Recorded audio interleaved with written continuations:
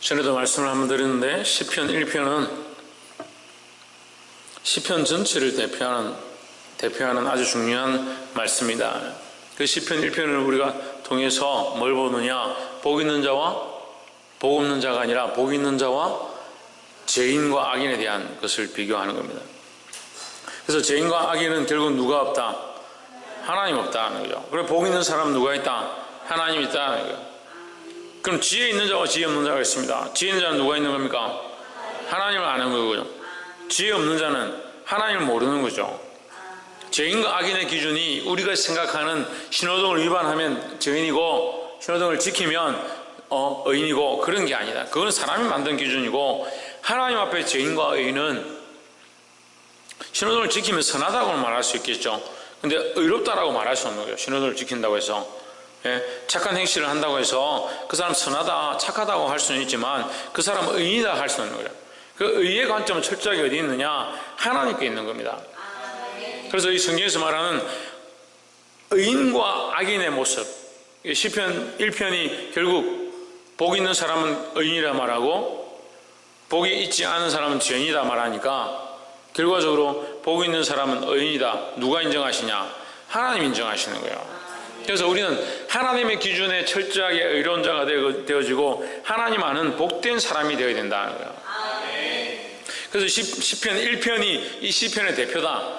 복 있는 사람은 하나님을 영원토록 찬양하고 호흡 있는 자마다 여호와를 찬양하고, 근데 의롭지 않고 악인들은 어떻다? 하나님을 찬양하지 않고 하나님을 바라보지 않는다라는 거죠. 그래서 또한 시편 2편을 오늘 우리가 보게 되는데 시편 2편도 굉장히 중요한 말씀이다.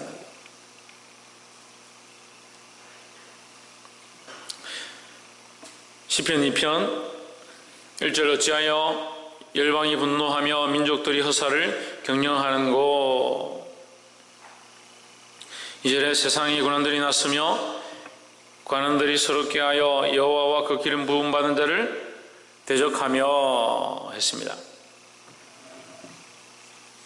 자, 저한테는 해코지를 하지 않는데, 저를 괴롭게 하지 않는데, 저한테 욕도 하지 않는데, 우리 창조가 어딜 가면 지나가는 사람, 어떤 사람이 창조를 욕한다면 그것은 결국 제가 볼 때에는 누구를 대적하는 겁니까? 왜? 누구를 대적하는 거예요? 창조를 계속 욕하고 괴롭게 하고 힘들게 하면 제가 그거 가서 봤다. 그럼 제가 어떻겠습니까? 제가 속이 상하죠. 왜 우리 아들을 괴롭게 하느냐. 그래서 결국 어떻게 됩니까? 창조의 대적은 나의 대적이 되는 거죠. 창조의 원수는 나의 원수가 되는 겁니다. 그래서 우리가 이 시편 2편 가운데 이 관점에 대해서 우리가 좀 보아야 하는데요. 세상의 군왕들이 났으며 관원들이 서럽게 하여 여호와와 그 기름 부음 받은 자를 대적하며 했습니다. 누구를 대적하느냐? 하나님과 하나님 기름 부음 받은 자, 다시 말하면 하나님 세우신 자를 대적한다. 그럼 세상의 군왕과 관원들, 세상의 권세들은 누구를 대적하고 있느냐? 하나님을 대적하고 있는 모습들이 많이 있다라는 거죠. 이건 보편적인 것을 얘기하는 것이 당연한 것을 얘기하는 건 아니에요. 세상이 하나님 알지 못하고 하나님 믿는 것들을 이해를 못하니까 오히려 하나님 믿는 사람들을 공격하고 대적할 수 있다라는 거죠. 그런데 그 하나님 세우신 자를 대적하는 것은 결국 누구를 대적하는 것이다? 하나님을 대적하는 것이라는 거예요. 자, 이 관점은 신약에도 연결되는 겁니다. 그리스도를 대적한 자는 결국 누구를 대적하는 겁니까? 하나님을 대적한 겁니다. 예수님을 영접하지 않은 사람은 결국 누구를 영접하지 않은 겁니까? 하나님을 영접하지 않은 거죠. 그런데 이 관점에서 좀 더 한 발짝 더 나가는 거죠. 이 소자 중 한 사람을 영접지 아니하는 자는 곧 나를 영접지 아니함이라라고 예수님 말씀하시는 거예요. 그래서 예수님의 방향, 예수님의 십자가를 지고 주님과 신기를 같이 걸어가는 사람은 곧 그리스도의 모양을 가진 그리스도의 지체다라는 거죠. 지체다, 몸의 한 일부분이다 이 말이에요. 몸의 한 일부분이다. 내 자식과 내 가족을 어떻게 몸에서 떼겠느냐? 내 몸의 한 부분이다 이렇게 생각하는 거죠. 그래서 예수님 뭐라고 합니까? 제 아들이 무리들 가운데 예수님이 서서 얘기를 하고 있을 때 예수님의 어머니와 형제들이 와서 예수님을 찾습니다. 제자들이 쫓아와서 예수님 저기 밖에 예수님의 어머니와 형제들이 예수님을 찾고 있습니다. 이렇게 말하죠. 예수님 뭐라고 하십니까? 누가 내 형제고 누가 내 어미냐? 무리를 둘러보면서 뭐라고 합니까? 여기 있는 자들, 그렇게 말합니까? 여기 있는 자들, 곧 하나님의 뜻대로 행하는 자가 내 형제요, 내 아비요, 내 어미다 라고 했습니다. 그러면 자, 하나님을 경외하는 하나님의 백성의 방향과 하나님의 방향과 하나님의 뜻을 따라서 이 땅에 오신 그리스도의 방향, 그리스도는 누구의 뜻을 따르고 있습니까? 하나님의 뜻을 따르고 있죠. 근데 그 하나님의 뜻을 따르는 우리는 그리스도의 한 지체요, 그리스도와 한 형제요, 그리스도와 이 같은 고난의 길을, 십자가의 길을 가는 같은 형제의 모습을 가지는 거죠. 그런 관점에서 보면 이 장이 이해가 됩니다. 그런데 그런 관점이 아니다 하면 이해가 안 되는 거예요. 그래서 이게 지극히 시편이 구약의 말씀이고 구약의 관점에서 기록된 것처럼 보이지만 사실은 구약의 하나님과 신약의 하나님은 다르지 않다라는 거죠. 모르는 사람들이 구약의 관점을 다르게 보고 신약의 관점을 다르게 보지만 그렇지 않다는 거예요. 하나님은 여전히 여전하시고 그 뜻이 변함이 없는 줄 믿습니다. 그래서 세상의 군왕들이 나서고 관원들이 서로 꾀하여 여호와와 그 기름 부음 받은 자를 대적하며 이것은 당연하다는 거죠. 세상은 누굴 대적한다? 하나님을 대적한다. 근데 이 그림 속, 이 말씀 속에 있는 그 모양은 누구냐면 다윗을 얘기하는 거예요. 다윗을 공격하고 다윗을 괴롭게 하고 사울이 연합해서 군사들을 끌고 가서 다윗과 그 왕들이 그의 관원들이 함께 일어나서 사울이 그 관원들과 군사들을 이끌고 가서 다윗을 죽이려고 하는 거예요. 다윗이 뭐라고 하냐면 어찌하여 왕이 이 미천한 종을 죽이려고 여기까지 왔습니까? 그 다윗 한 사람이 뭐 그리 귀하고 중요하다고 자기 나라를 뭐 삼킬 듯이 그런 것도 표시도 없는데 왜 다윗을 그렇게 공격하고 혈안이 돼서 죽이려고 했느냐 이렇게 보는 거예요. 근데 다윗은 누구 편에? 하나님 편에 있었던 거죠. 그러니까 하나님 편에 있는 자를 대적하고 있는 이 세상은 뭐냐? 하나님 기뻐하지 않는 것들을 꾀하는 무리들이다 하는 거죠. 군왕과 관원들이 서로 뭐한다? 꾀한다. 하나님을 알 수 없으니까 하나님 믿는 사람들을 공격하고 하나님 믿는 사람들을 대적하고 적대시한다라는 거예요.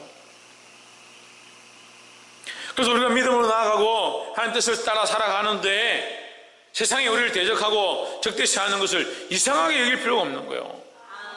믿음의 선진들이 그 길을 걸어갔고 그리스도께서 그 길을 가셨고 우리도 또한 믿음으로 산다면 세상이 이해하지 못하고 감당치 못하는 그런 모습을 가질 수밖에 없다는 거죠.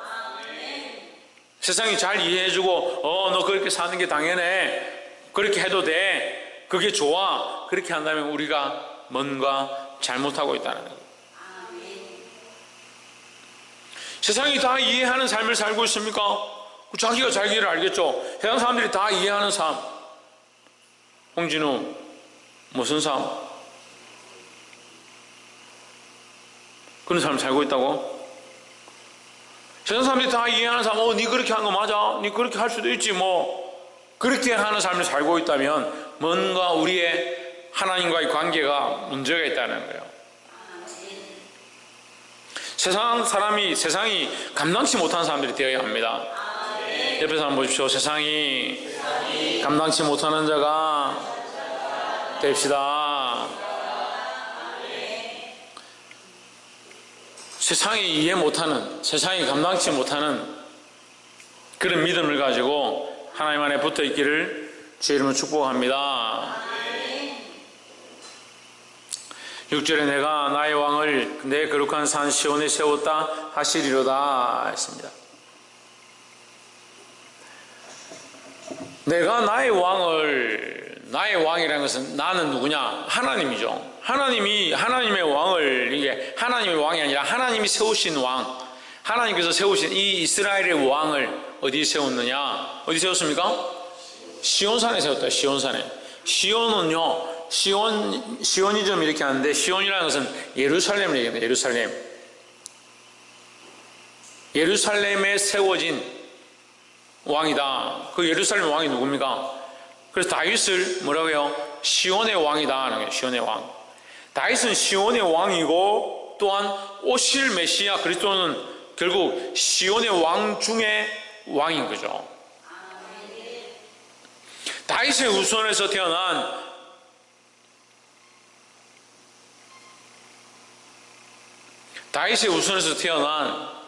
다윗의 혈통에서 태어난 참 왕이신 그분이 누구냐? 예수 그리스도다는 거예요.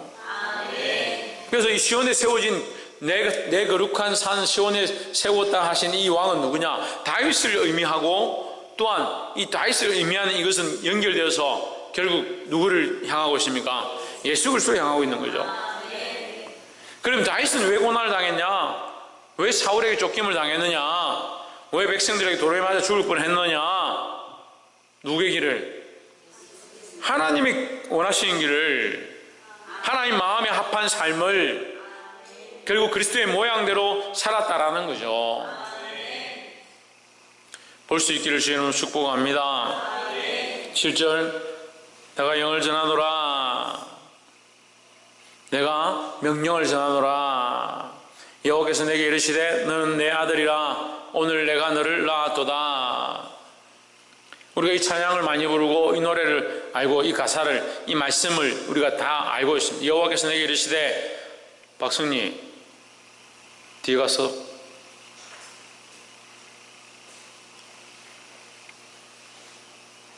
여호와께서 내게 이르시되 너는 내 아들이라. 오늘 내가 너를 낳았도다 했습니다. 자, 우리가 이 노래를 알고 이 가사를 알고 이 말씀을 아는데 어디서 본 것 같죠? 어디서 본 것 같아요?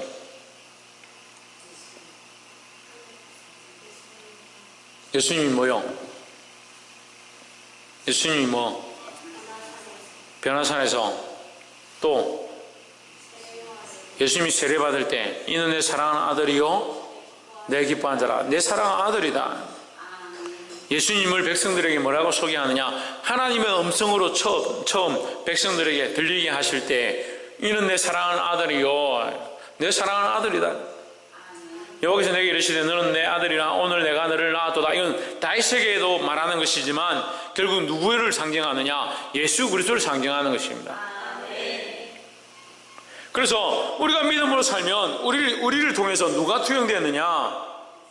예수 그리스도가 투영되는 거죠. 그래서 결국 우리가 믿음으로 살고 있지 않은데 우리를 대적하는 사람들이 우리를 넘어뜨리게 하고 우리를 공격한다면, 우리가 믿음으로 살고 있지 않은데 우리를 공격하고 있다면 그건 그리스도를 공격하는 게 아니에요. 하나님 대적하는 게 아니라고요. 근데 우리가 믿음으로 살고 있고 하나님 뜻을 따라 살고 있고 하나님 기뻐하시는 일을 도모하고 있는데 우리를 공격한다면 결국 그것은 우리를 공격하는 것이 아니라 하나님을 대적하고 있는 것이라는 거예요. 그래서 시편 2편 2절에서 여호와와 그 기름 부으심 받은 자를 대적한다. 누구를 대적하느냐? 여호와와 그 기름 부음 받은 자를 대적한다. 그냥 그 다윗을 대적하고 그 세운 것을 대적하는 것처럼 보였지만 결국 그것은 믿음을 살고 있는 그 다윗을 대적하는 것은 결국 누구를? 하나님을 대적하는 모양이 된다는 거예요. 볼 수 있기를 소망합니다.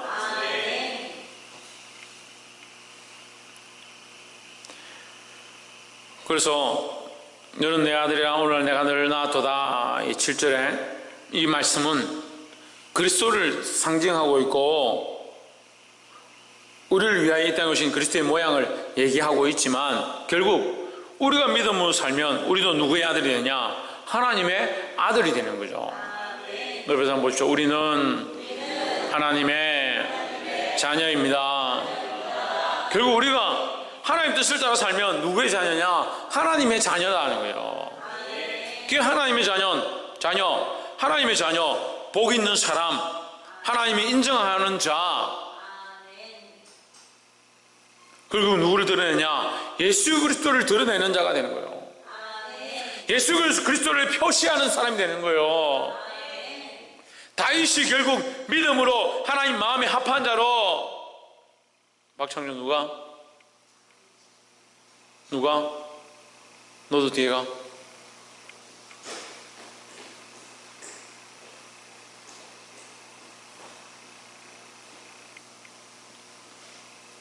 박창준 누가? 뭐라노? 박건도 누가?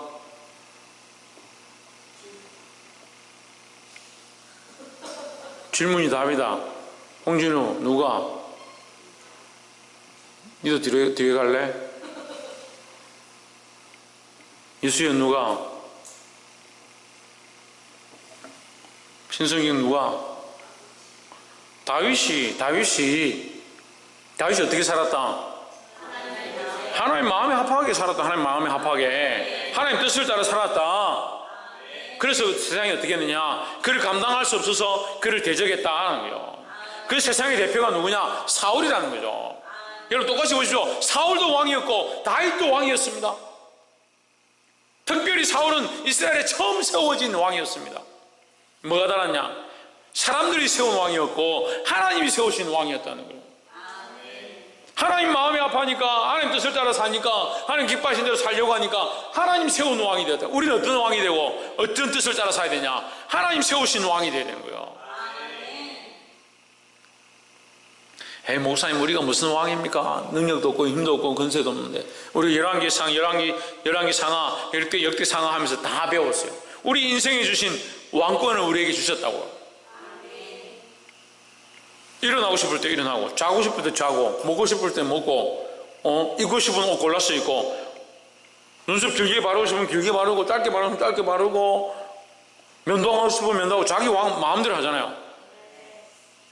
이빨 닦는데 아래 위로 3번, 4번, 5번 저한테 물어봅니까? 자기 마음대로 살잖아요. 자기 인생에 자기 왕권을 자기가 가지고 있는 거예요. 근데 그 왕권으로 누구를 영화롭게 해야 하나? 하나님을 영화롭게 해야 돼. 그런 왕들이 축복을 받았다고요. 말씀을 보면서 역대 왕들이 왜 하나님 앞에 존귀함을 입고 어떤 왕들은 그 조상이 멸시로 들어가지 못하고 버림을 받고 짐승의 밥이 되느냐? 하나님을 하나님 되게 하지 않았기 때문에.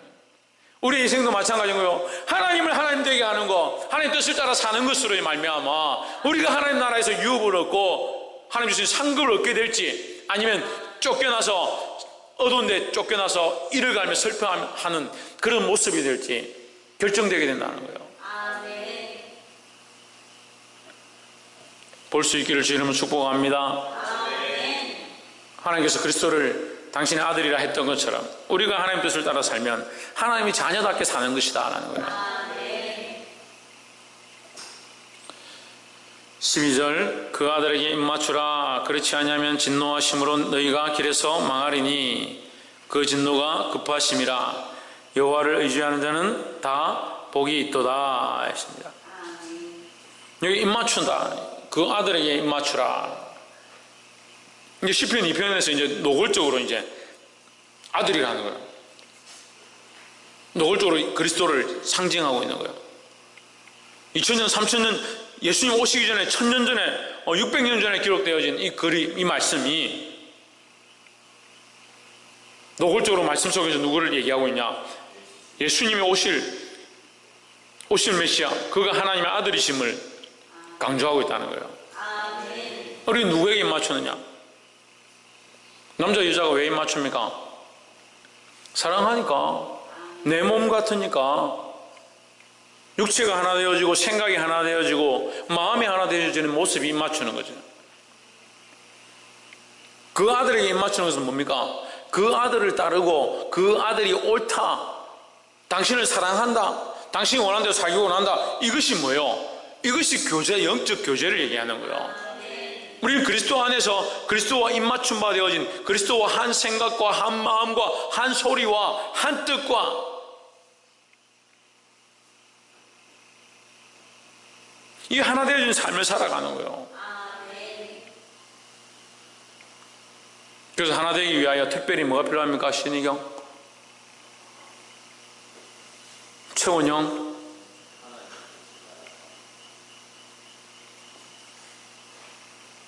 김태영,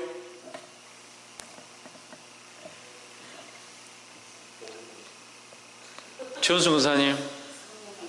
그렇죠. 성령이시죠. 성령이. 하나 되는데 뭐가 필요한 거예요? 뭐가 필요한 거예요? 물론 하나 되는데 하나님 뜻을 따라가고 하나님 말씀대로 살고 힘써야 되고 애써야 되고 다 맞죠. 근데 특별히 뭐가 있어야 되냐? 성령이 가르쳐 주시고 성령이 인도하셔야 하나 되는 거예요. 성령이 가르쳐 주셔야 참 하나님의 뜻이 무엇인지 알고 좀 더 깊은 뜻이 뭔지 알고 좀 더 자라가는 것이 어느 길인지 어느 방향인지 알게 되는 거예요. 그 성령의 인도함을 하지 않고 자기 머리로 하니까 한계가 있는 거예요. 한계가. 그래서 말씀을 깨닫고 은혜를 받은 사람도 어때요? 그때뿐이라. 그때. 왜? 성령의 인도함 가운데 깊이 못 들어가니까. 신성경 뭐하네? 성령의 인도함 가운데. 옆에서 한번 보죠. 성령의 인도함 가운데 하나 되어집시다. 할렐루야. 근데 이 세 번째, 여호와께 피하는 모든 사람은 다 복이 있도다. 누구에게? 하나님께 피하는 자, 하나님께 의지하는 자 다 복이 있도다. 이 의지를요 10절을 보면 다시 설명하는 거예요. 10절에 그런즉 군왕들아 너희는 뭘 얻으라? 지혜를 얻으며 세상의 재판관들아 너희는 교훈을 받을지어다. 참 지혜가 뭐냐? 하나님께 피하는 거고 하나님께 의지하는 거고 하나님께 맡기는 거다는 거예요. 맡기는 거예요. 어리석은 사람은요 자기 인생이 자기 건 줄 아니까 하나님께 맡길 수가 없다는 거예요. 재물이 자기 건 줄 아니까 하나님께 맡길 수가 없습니다. 시간이 자기 거니까 하나님께 맡길 수가 없습니다. 맡기는 사람이 뭐라 합니까? 이 어리석은 사람아, 뭐 그래 맡길 데가 없어서 교회에다 맡기고 하나님께 맡기고 그래서 재테크나 하지.